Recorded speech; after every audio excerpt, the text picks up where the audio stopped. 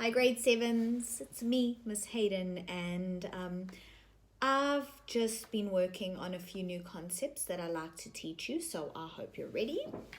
Right, so the first thing we're going to be looking at is this.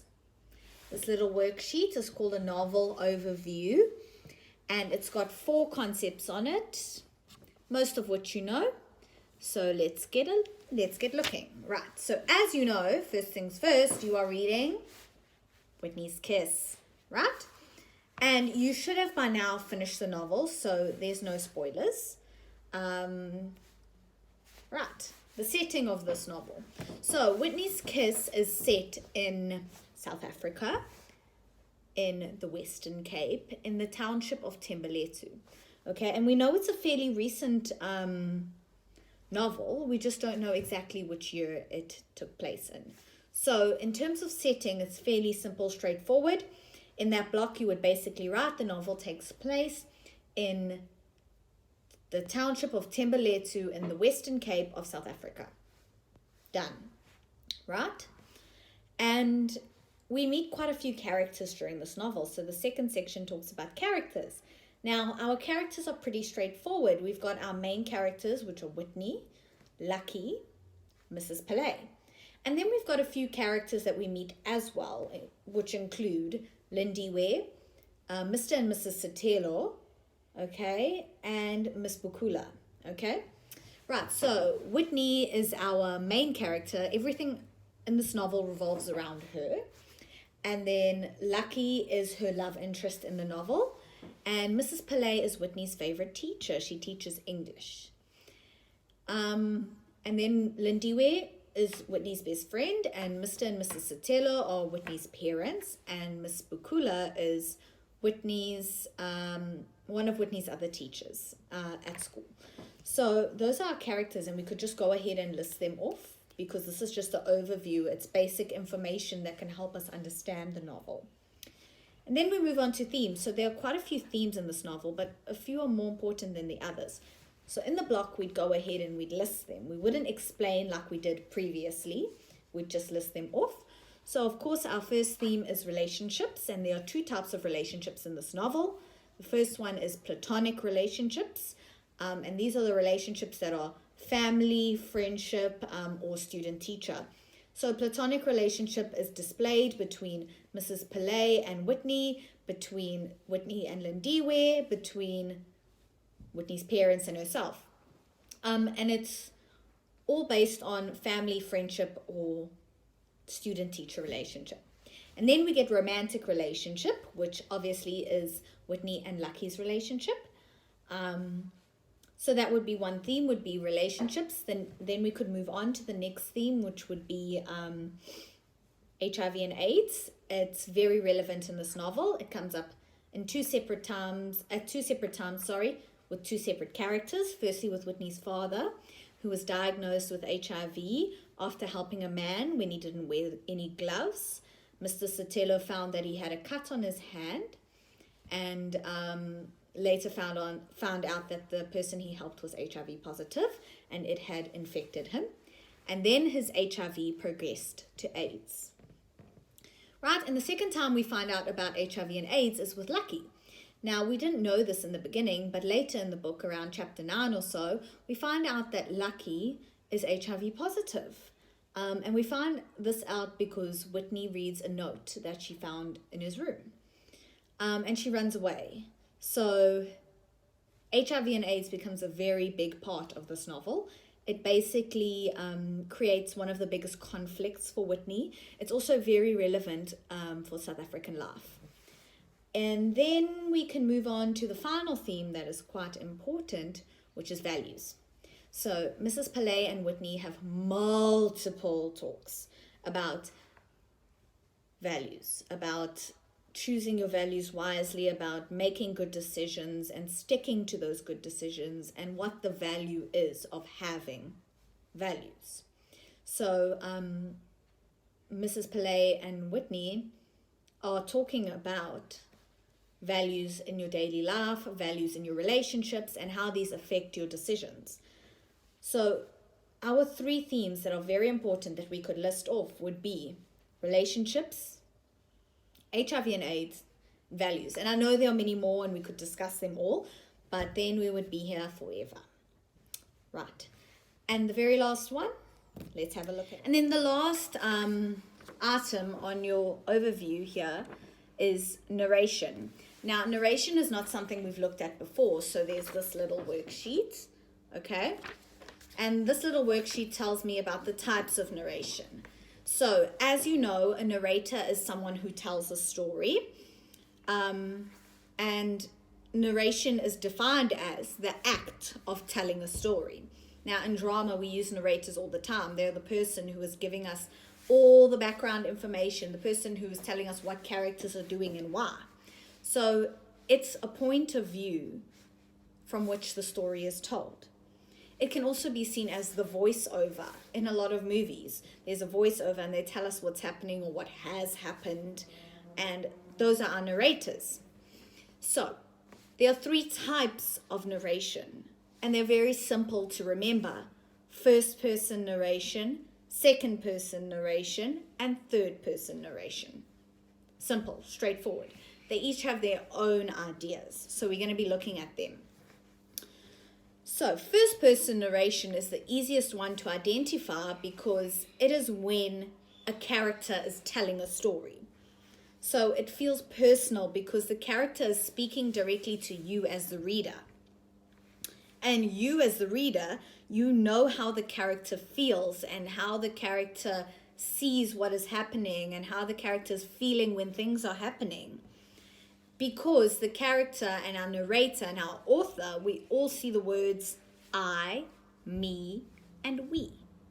So our first person narration basically can be located when we hear a character saying, I sat at the table and then I got up because I was hungry, and then my food was warmed up in the microwave, so I sat down and I ate it. That is your first person narration. The character is telling the story. Then we move on to second person narration. Now, second person narration we don't normally see in literature. It's very few and far between because it's actually quite a difficult type of narration to write, because this is where the narrator is telling the story and the story is from the onlooker's point of view.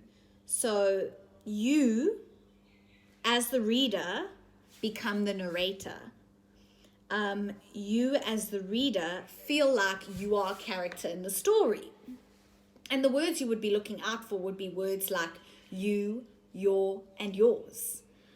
So it would feel as if you are taking on the role of the character. You came and sat next to me. You started talking to me. Your phone started to ring. Okay? So it is quite a difficult one to write because it's a strange perspective. You don't know what your reader's like. So your reader might not enjoy that kind of narration, taking on the role of a character. And then the last one is third person narration. So now in third person narration, there's also an external narrator, and they tell the story and they speak about the characters because the narrator is not directly involved in the story. The narrator is only giving a rundown. They are telling you what has happened. Now, the thing about third person narration is the narrator can take on many different characters. So with first person narration, your narrator takes on one specific character and we only hear about that character. Whereas with third person narration, you see lots of different characters. So for example, if we're looking at a group of friends, okay, we have Sarah, Jen, and Mandy, right?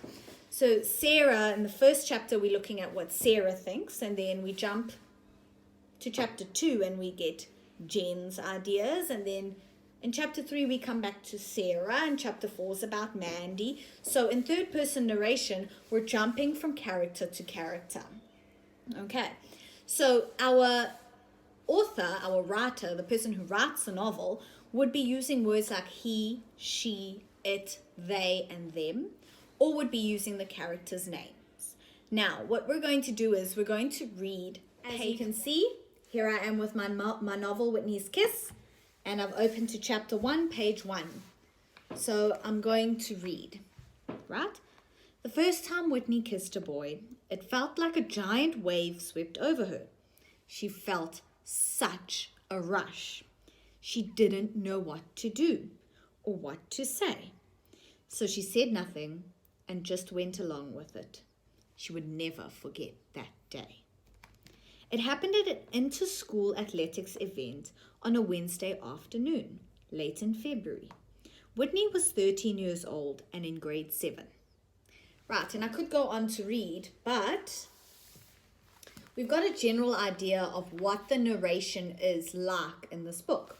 So if we look at narration, okay, and we look at the 3 types, in that little section that I just read, that little section that I just read has no, you, your, or yours. So we can rule out second person narration completely.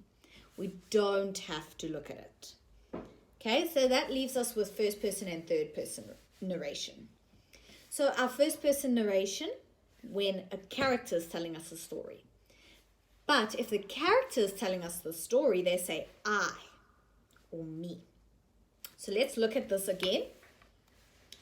The first time Whitney kissed a boy would say, the first time I kissed a boy. It felt like a giant wave swept over her. It felt like a giant wave swept over me. So there's no me, there's no I. The narrator here is using Whitney's name and the pronouns her and she, right? So if there's no I, there's no me, then it's definitely not first person narration because this is not a character telling me a story. So is it third person narration? Yeah, I think so, because third person narration uses characters' names and pronouns. So let's look at that again. Whitney, name. Her, pronoun. She, pronoun. Third person narration. Right. So after we looked at narration, we'd finished off this little page, and under narration we wrote third person narration, and that was done. Then we went on to discuss a little bit about the novel and a little bit about the character sketches which they had done and the character sketches which you had done as well, and the themes in the novel. So if we look at our character sketches, I asked you to do 3. I asked you to look at Whitney, Lucky, and Mrs. Pillay. So Whitney, she's a 13-year-old girl. She's in grade 7, and she can be described as pretty, as curious and emotional, and stubborn, and most importantly as naive or gullible or too trusting, because she puts herself in a situation with Lucky where she trusts him too much, and she puts too much of her trust in him, and she doesn't really know him. Then the second person we looked at was Lucky. Now Lucky is a 16-year-old boy, and he's in grade 9, and we know that he is handsome, good looking, but we also know that he is a liar, he is secretive, he's manipulative, and he's a quick thinker. Okay, quick thinker, because if you have a look at when Lucky and Whitney meet at the Vodacom container, and Miss Bukula is approaching them from behind, he gives her money and tells her to phone her mom. Quick thinker, thinking on his feet. And then the last person we looked at was Mrs. Pillay. So Mrs. Pillay is an English teacher. She's female, obviously. She's caring, she's kind, she's intelligent. She's inspirational or encouraging, and she gives good advice. And she only gives advice when asked for it. So that's a very important one. And so these 3 characters, we looked at them, we discussed them, we ironed out all the characteristics of them.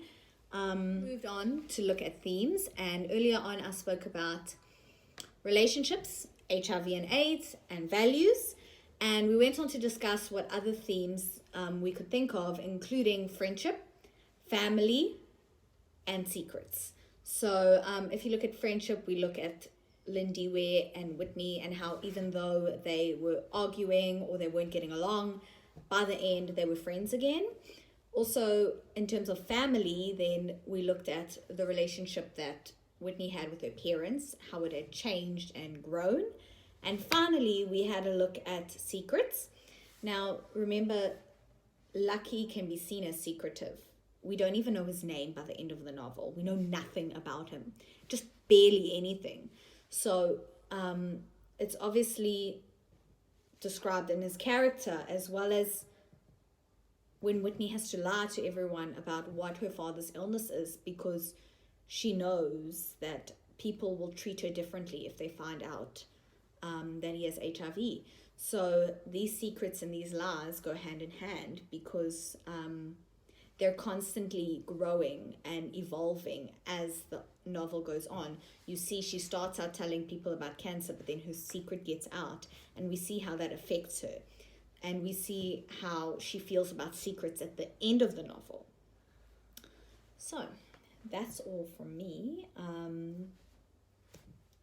I look forward to having another video lesson with you very soon. Bye.